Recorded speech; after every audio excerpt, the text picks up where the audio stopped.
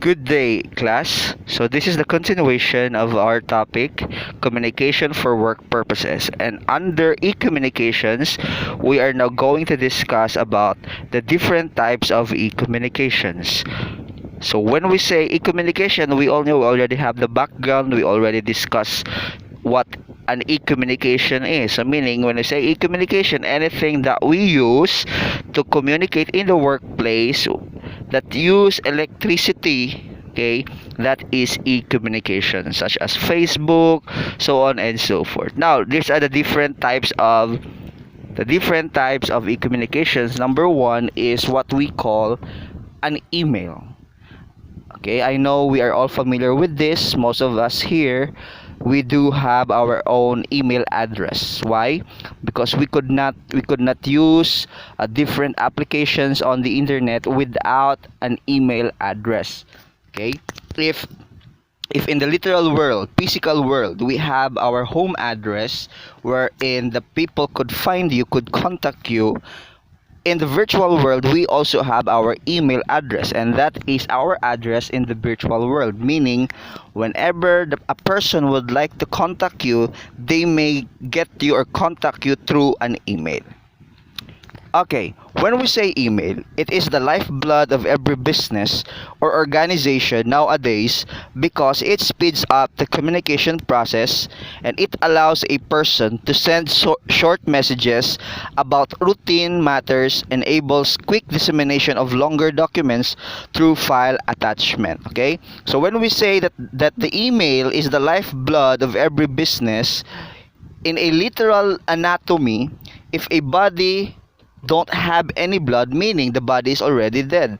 Same thing with the business industry, same thing with the business world. Okay, because email is the lifeblood, without an email your business will be dead, the organization will be dead.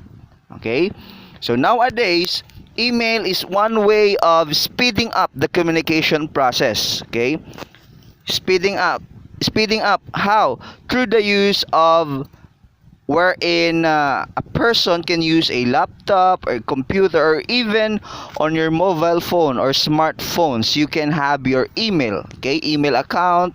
You can log in your email address and you could write any messages, whatever that messages is. And you can also attach documents, whether that is a picture, whether that is a video, an Excel, so on and so forth. Okay, for an easily transfer of these files, and that is what we call email. Okay, email from the word itself, electronic mail. You are sending a mail through electronics, and that is the main use of an email. Now here is an example of an email. Okay, we have first, of course, we have the precise subject line. When we say subject line, what is the email all about?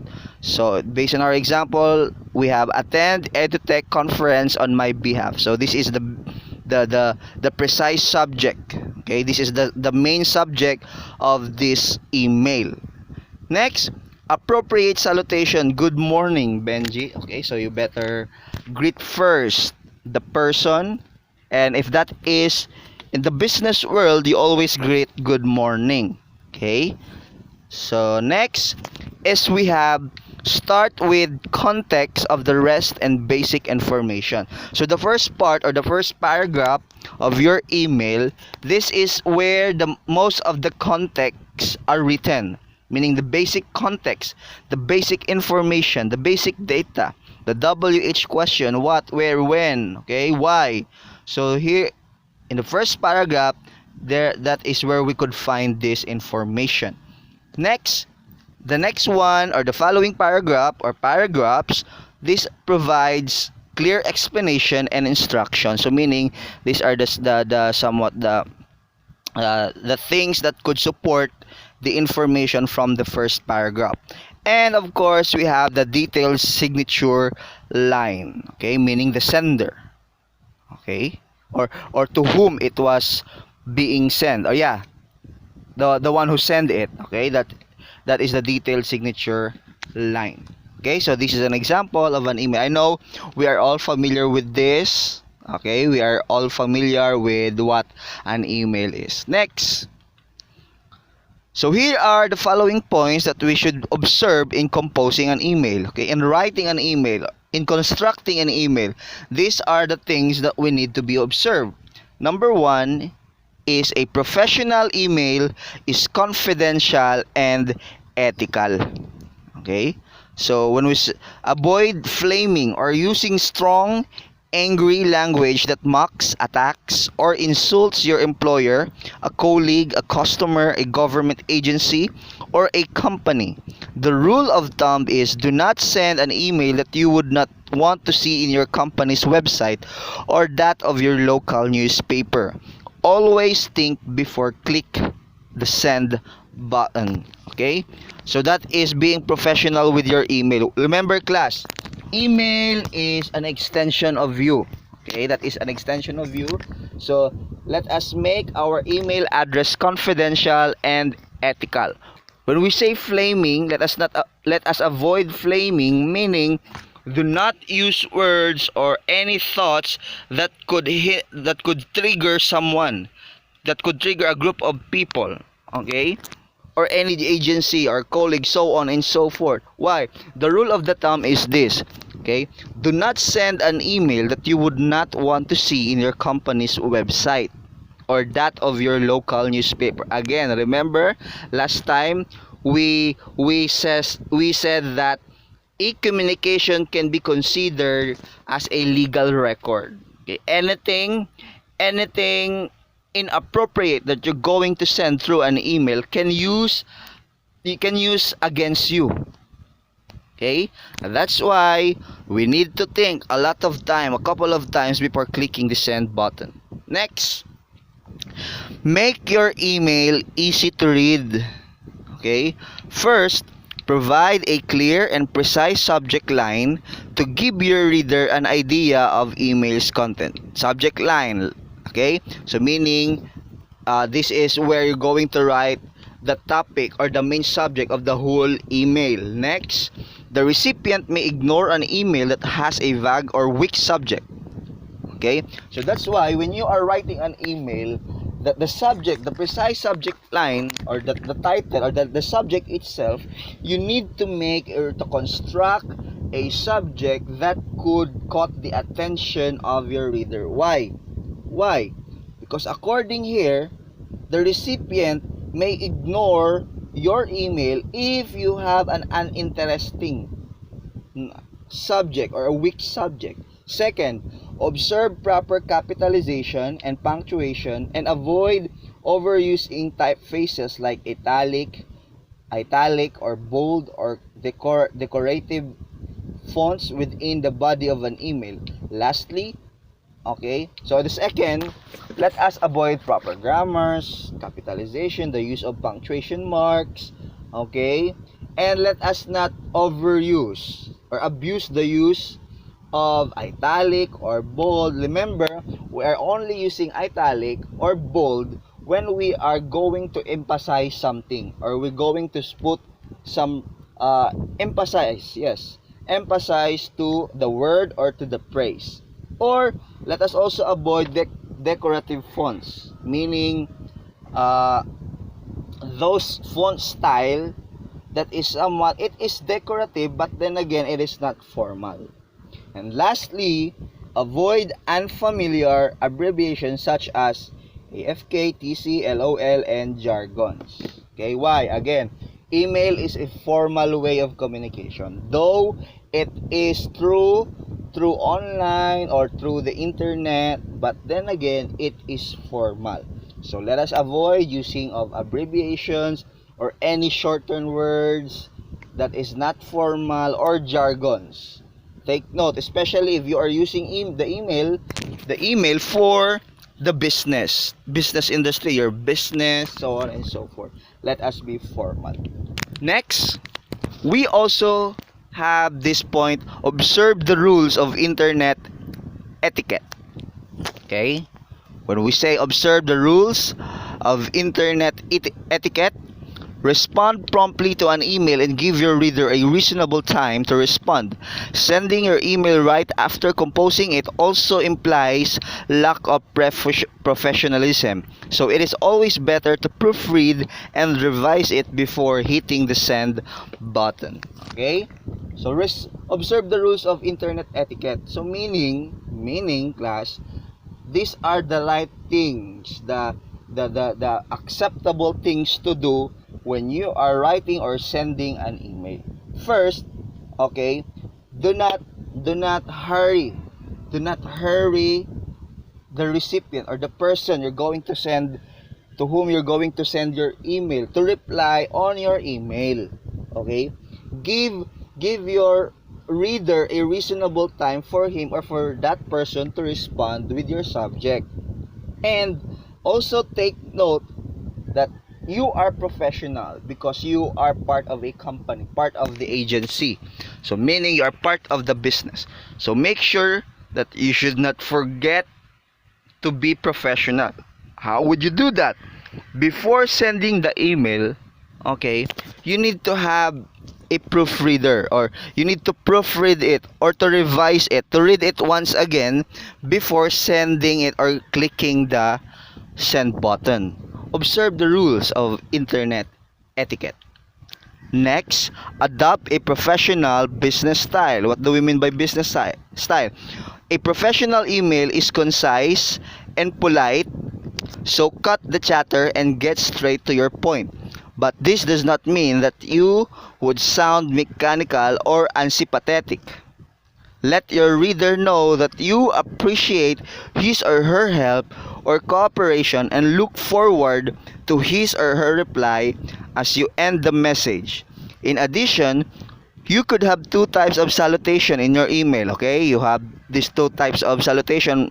One is for your colleague, okay? If that is your colleague, meaning your friends, okay, your contemporary personnel, you can use hi, hello, casual, okay? But another one for a customer or a business partner, you must use dear sir, madam, dear Mr. or Miss. That is for formality.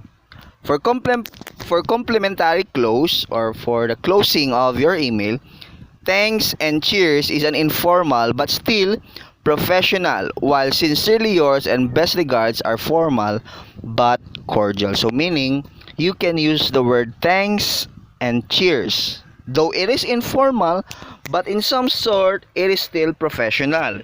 While if you use sincerely yours or best regards, those are formal but cordial. So any of this you can use it.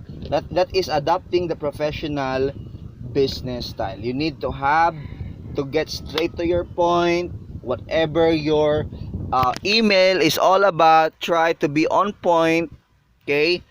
And let your reader know that you appreciate his or her help or cooperation and look forward to his or her reply as you end the message. Okay? That is adopt a professional business style. Next, respect your international readers. What do we mean by this? Use common English words and abbreviations and be mindful of your recipient's culture and tradition. Okay? This class, let us be aware of this, especially today, okay? Wherein the issue of racism is very in thread or on fire. The topic racism is on fire. That's why let us avoid using words that could somewhat degrade other nationalities, culture or tradition, or even them as a person. Do not use first names unless your recipient approves and make sure that his her name is spelled correctly. Okay? First names, we only use first names for those people who are close to us. But then again, if you are using an email for business purposes, okay, let us avoid using the first name. But if the person you are talking to or you're sending the email is somewhat you already have connections or relationship, yes, you may use the first name. Also, check if the graphics and photographs that you will send are appropriate in your recipient's culture. Okay? Take note also of your photos that you are going to send, the graphics. Okay? Why? Again, because of our differences. Okay? It might be acceptable to us. The pictures that we are sending might not be offensive to us, but in other culture, in other nationality, that is somewhat offensive. So therefore, let us be mindful of these things. Humor might build rapport, but it is a safe bet. It is a safe bet to stay away from it, as it might be misinterpreted. Okay, especially we Filipinos. Okay, we love to crack jokes. We love to share humorous stories. It is good, but then again, okay, it might be misinterpreted by the other nationalities. That's why you need also to consider that. Those are the ways to respect your international readers. Next, as we have, ensure that your email is safe and secure. Of course, seek the assistance of your company's information technology or IT department regarding measures that would protect you from virus, phishing, and identity theft. Okay, I think you all know this: virus, okay, phishing, identity theft. Companies you do business with will never ask for personal information such as your bank account or social security number or whatever that is. Keep your account secure by creating a password that is not easy to guess.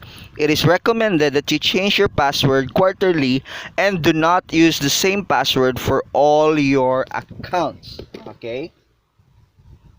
Especially if you are holding key positions within your company and you are somewhat getting some informations, confidential information, important informations. Okay, you need to secure all of your files, all of your documents. Okay, if you need the help of the IT department in your company, do it so.